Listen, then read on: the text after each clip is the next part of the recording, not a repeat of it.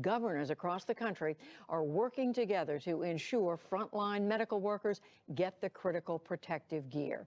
Maryland's Governor Larry Hogan is the chairman of the National Governors Association, and he joins us now from Annapolis. Governor Hogan, welcome back to the NewsHour. Your state of Maryland, we believe, has now passed 4,300 cases, surpassed 100 deaths.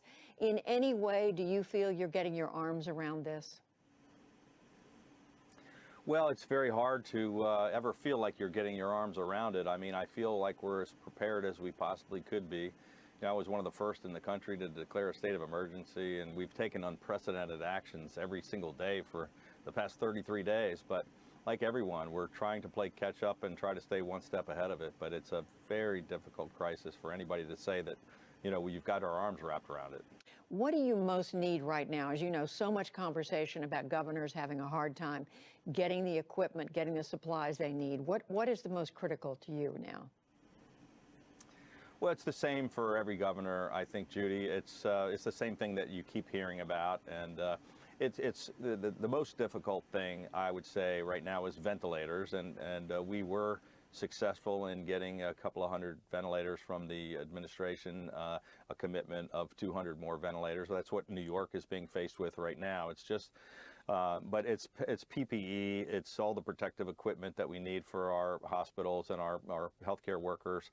It's testing and testing kits, and that's just something that all of us are dealing with. We're searching for these things all over the domestic market, all over the world, and we're asking our federal partners for their help as well. But no governor's sitting by just waiting for these things to arrive. Everybody's working very hard to try to ramp up these availabilities. Well, as you know, governors are speaking out and saying they're having to not only compete against each other, they're competing with the federal government, with FEMA, they're competing with other countries. Is that just the way it's going to be for the duration of this pandemic, or is there a fix in sight?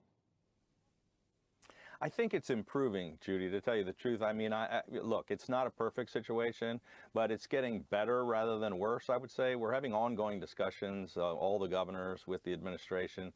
There are new laboratories that are ramping up with new tests and more availability of tests. We're certainly playing catch up. It's not where we need to be, but I think we're better off today than we were last week, and we're catching up.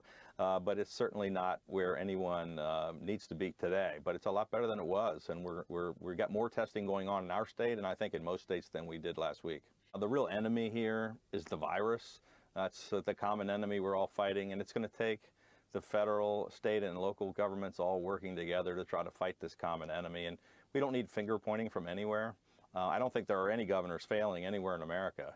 I can tell you, as somebody who's been leading discussions with the governors on an ongoing basis, and many of them with the president and vice president, and many of them with just the governors, I'm really proud of the job that they're doing, and I don't think we need finger pointing about any governors failing. I think every governor's doing the best job they can, and I think the federal government's doing their best job to help us. But we ought to just do a lot more figuring out how to fix these problems rather than finger pointing from any direction.